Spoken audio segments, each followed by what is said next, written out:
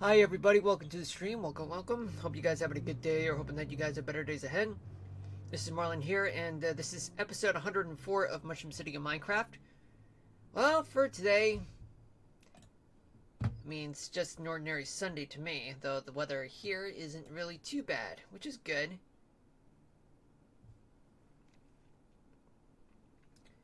So, what's going on right now?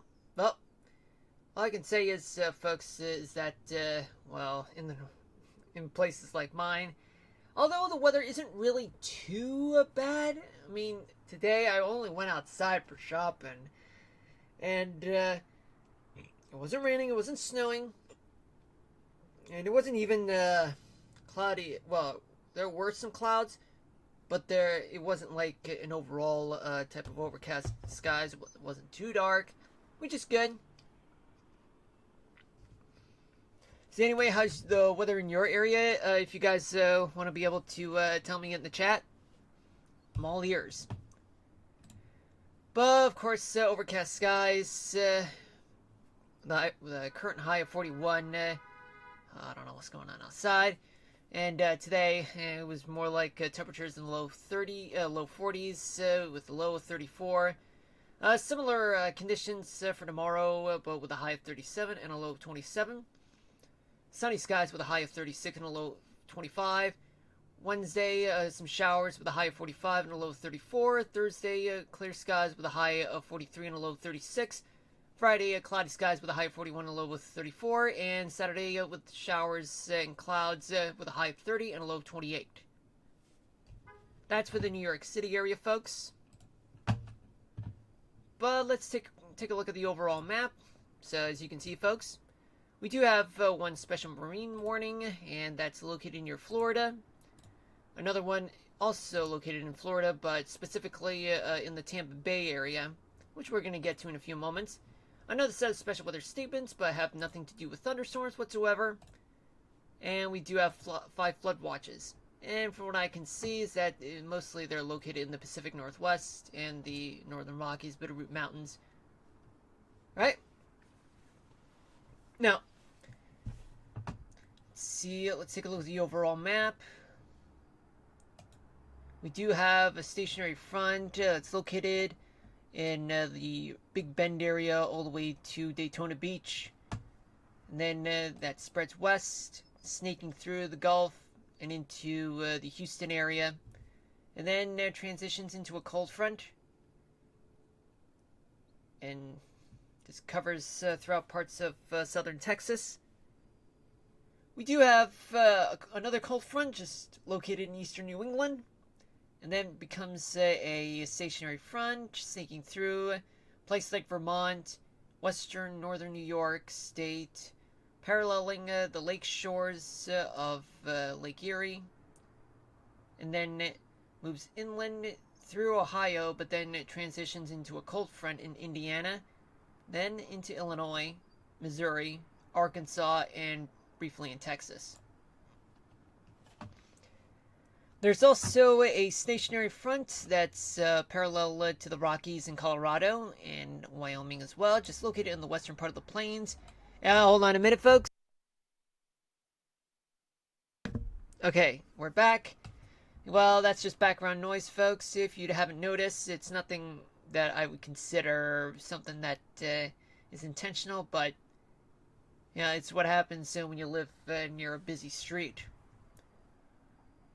Stationary front, just still continuing, paralleling along the front portion of the Rockies from Colorado all the way to Montana. We do have a warm front that's located in the coastal part of the Cascades. A cold front's approaching in the coastal part of the Pacific Northwest, and then a warm front offshore. There's a null-clouded front located in Vancouver Island, and then extends all the way north towards, just south of Alaska. Areas of high pressure dominating throughout the Mid-Atlantic and in Minnesota, but they're not really considered areas of dry weather at this point because you do see some wintry weather in the northern plains and some showers, maybe a few rumbles of thunder in the some parts of the Mid-Atlantic. Areas of high pressure throughout the Great Basin and Colorado Rockies. Areas of low pressure, but not really too stormy in the Colorado River Valley. There is an area of low pressure, but that also tends to have some. That actually has storms though, unlike in the Southwest. In Idaho, though. All right. Now let's take a look in the Northeast. Throughout much of the Northeast, from Maine all the way to Pennsylvania, in the western part, there are plenty of snow. Few places in central Massachusetts, there are some warm showers or freezing rain or sleet. That's there. Approaching Boston.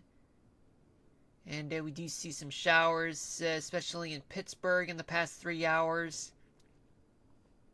But yeah, all that wintry weather starts moving east. Considering that there are some below average temperatures there. Showers have been present in northern West Virginia in the past 3 hours. And what do we have here? We do have a special weather statement, and that has to do with the winter commute. So what does this mean? It means snow could happen tomorrow, which we're going to get to in just a moment, folks, in about a couple minutes. But black ice is something that everyone should consider because it is dangerous. Even if you don't get too much snow, there's bound to be some ice, freezing rain or sleet and whatever, but still, it's dangerous. Going down the I-95 corridor, but then you end up in the coastal part of the Carolinas where there are some rain and thunderstorms from North Carolina to Florida, particularly in the Tampa Bay area and as well as Lake Okeechobee. Pop-up thunderstorms in the Everglades. You can see, folks. Yet it's moving to the east, affecting places like West Palm Beach, all the way up the I-95 corridor, but that'll never end though. For folks in the Tampa Bay area, do stay safe out there. We do have a special marine warning, as I said a few minutes ago, and a special weather statement on the north side of the Tampa Bay area, just inland. However, there is a severe mesoscale discussion in which, although there is a potential for severe thunderstorms, but a watch is very unlikely, though, at this point. I mean, it's about 20% chance, but still. This whole thing expires in less than 90 minutes. So, in other words, until all of this has been cleared, stay on alert, especially if you're hopping on the I-4 corridor. Whether if you go to Disney World, Universal, or whatever, or even head over to Daytona or the Space Coast, yeah, you're going to get rained and may get struck by lightning if you do dare move to the east. Yeah, northern Florida and central Florida are nowhere near safe. Sorry. Now let's take a look at the rest of the South. We do see Tennessee mostly clear. Memphis, however, their showers, they got theirs. We got some rain, maybe some thunderstorms from Louisiana and Arkansas, moving into Mississippi and Alabama. In northern Alabama, but southeastern Alabama, they've already dealt with some showers and thunderstorms there.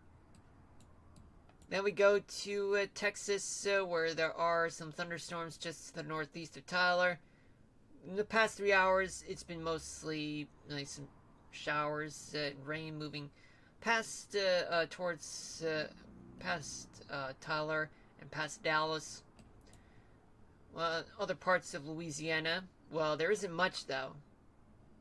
There's been some pop-up thunderstorms coming from Lake Charles, moving eastward, but so far, nothing much has happened in New Orleans.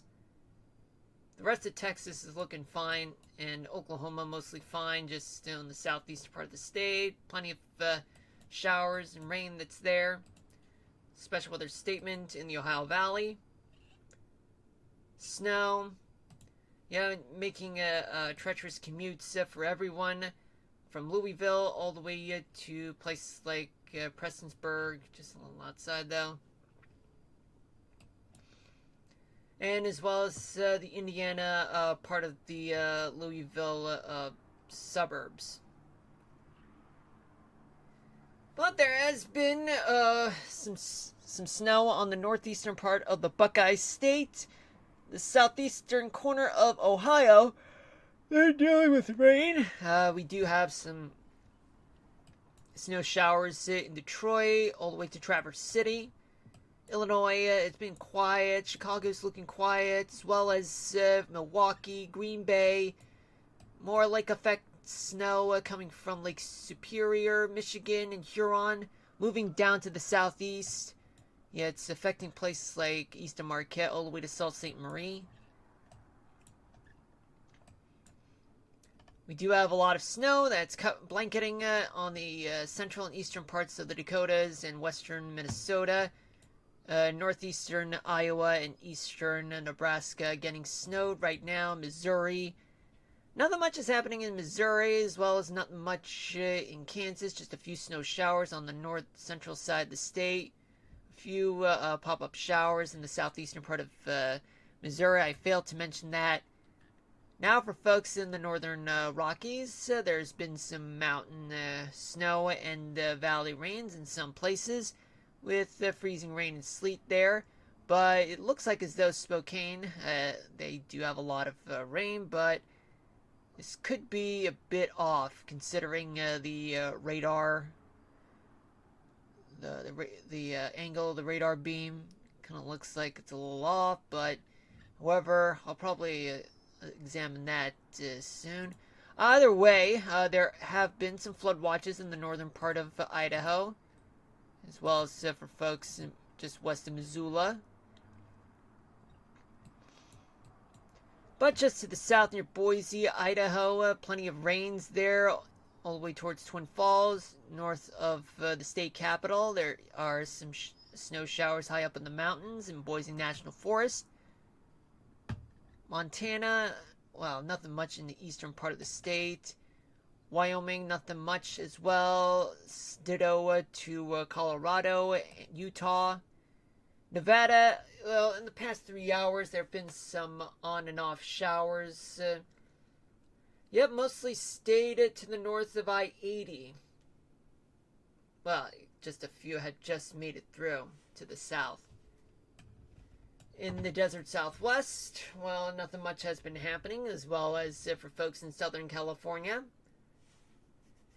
What about the special weather statement in Southern California? Well, folks, this has to do with a no burn ban, meaning that you can't burn wood. Otherwise, the fumes from burning wood would spread throughout the Los Angeles area, considering that the air is stagnant and that, well, that tends to create a major problem for folks with underlying health conditions such as asthma and many other respiratory diseases, or even other health problems that they might have. But regardless, it's best for you to avoid burning stuff. Otherwise, you'd be responsible for everyone's suffering.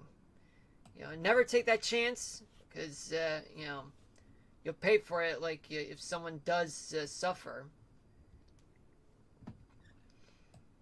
Anyway, enough with the negativity. As long as everyone's not causing more pollution. Much of California is quiet, except for Northern California, Waireka. Some showers moving into the town, as well as for folks in Medford, Eugene, Portland, Astoria, Olympia, Seattle, Marysville, Bellingham. Yeah, we do see some orographic lift as all that moisture starts moving up through the Cascades, transitioning into freezing rain, sleet, or even snow for that matter. Of course, I did mention on the eastern side of Washington State, some places may have some snow, other places may have a lot of rain there, especially for folks in eastern Oregon. They do have some showers. Maybe high up in the mountains, some snow showers too.